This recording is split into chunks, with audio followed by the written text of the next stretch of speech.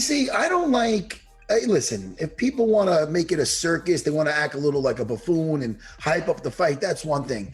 But there's certain things. I think Mike Perry's got a new girlfriend now, but he's his old girlfriend. Once I saw like Kobe like taking shots at somebody's girlfriend and stuff, it's like now you're making it. Now you're making it something else. No wonder why fucking Ali and Usman are attacking you at a buffet.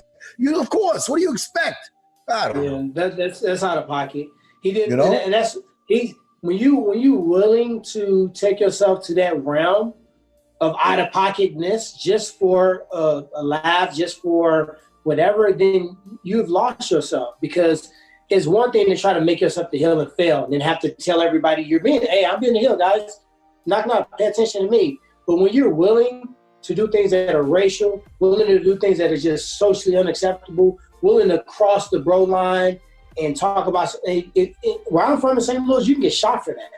You know what I mean? Like I told the UFC when actually Usman was fighting in St. Louis against, I forgot, some Viking-looking guy. He was fighting somebody in St. Louis, and they were going to bring Kobe there. And I was like, don't bring Kobe to St. Louis, because I put like a bag on his head basically saying that, you know what, me and him going to fight next. And people were texting me and asking me, what's the ticket? So I'm like, you don't want to bring him to St. Louis because people in St. Louis don't play about me. He may not leave the place. So you can play those games, but it's going to be a risk that you got to take, and it may not be good for you. So I think he probably should calm down a little bit and really just focus on he's a good fighter. You know what I mean? And just be a good fighter. And if that's not enough, then try to plant some good exit strategies when you leave this thing to maybe do something different. Tomorrow at the press conference. You know, right now he's rehearsing his lines. Do you give two shits? Oh my God, I'm gonna make him sound stupid. I'm gonna make him look stupid. Because you're an MC. Because you know how it is to work in front of one of these mics. Everything that he does is scripted. He's like right now. I'm wondering, like, you know what I mean, how much water I can drink, and he's sitting in the mirror like, when like he's really in the mirror with a fucked up looking suit and a MAGA hat tracks, right? You know, I don't know if you've seen the Fabricio Verdum versus Stipe Miocic fight from back in the day. And when I was talking about this fight, I was thinking, like, I feel like there's a chance that this fight might play out that way, where he comes after you and you're backing up, and given your striking, you can catch him. Am I correct in that assessment? I mean, obviously it could go a gazillion different ways, but because he also doesn't like you, and there's going to be this like intensity at the very beginning of the fight, you're used to fighting, you know, off your back foot. You're able to counter. Do you feel like the fight will go that way, where he will come at you quickly and there will be an opening there to finish it early? I think so. I feel so, but not like that, because Verdum hit him with the T1000 like crazy stupid punches, and then I was just like, why are you punching like that? I think I'll give Paulo credit. He's a lot more sound than that. But so am I. Is this difference in the levels? But yeah, you're right in saying that's one of the options we have in this fight. What kind of buzz, what kind of attention are you getting back home? Like, does this fight feel like a bigger deal than the other ones? Does this fight feel? Nah, not like the Robert fight was the biggest one, like buzz-wise back home so far, because it was so close and it was two guys from that neck of the woods. It's hard to beat that. And right now, there's just a lot more happening in the world. But everyone, right now, it's always a buzz in my world, I guess. But I'm talking about the country-wise, the Whitaker fight was bigger. Yeah, just because it was so close to home and it was two guys from that neck of the woods. But yeah, it's still a big deal.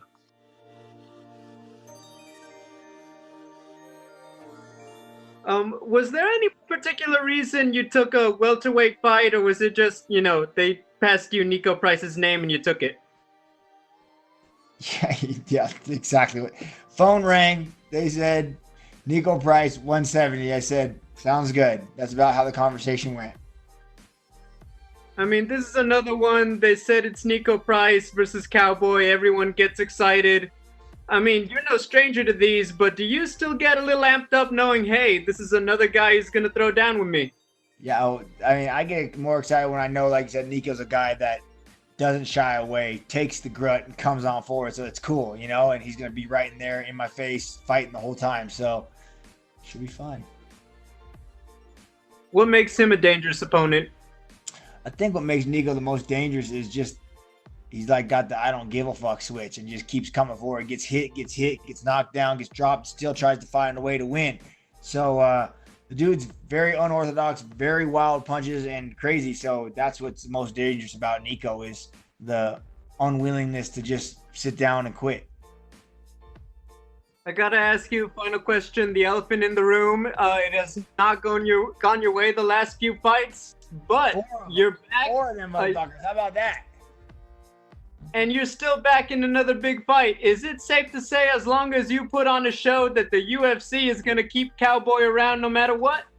Man, I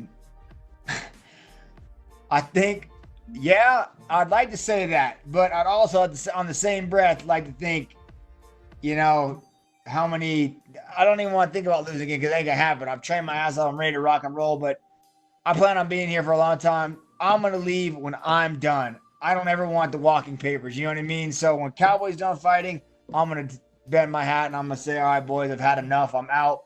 I don't ever want to have them call my manager and release me, that would totally suck, but I'm gonna keep fighting my ass off. And like I was telling everybody in this weeks to come, this fight's for me, man. All the naysayers, all the people say you've lost 4 in a row, you don't belong, you should be retiring, like the first guy to ask me. I don't give a shit. I don't care if I need to prove anything. I don't even if I prove something. This one's just for me. I got to look myself in the mirror Saturday morning when I go like, let's go, baby. This is for you, Cowboy. And I got to go have all the fun I want with no expectations, no must wins, no must do's, no nothing. Just go and fight my fight and love every second and have fun and enjoy it.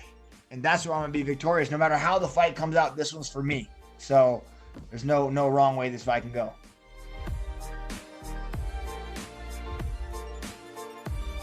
Donald Cerrone versus Nico Price. For the last however many years, this is the kind of situation Donald Cerrone shines in. It's a co-main event.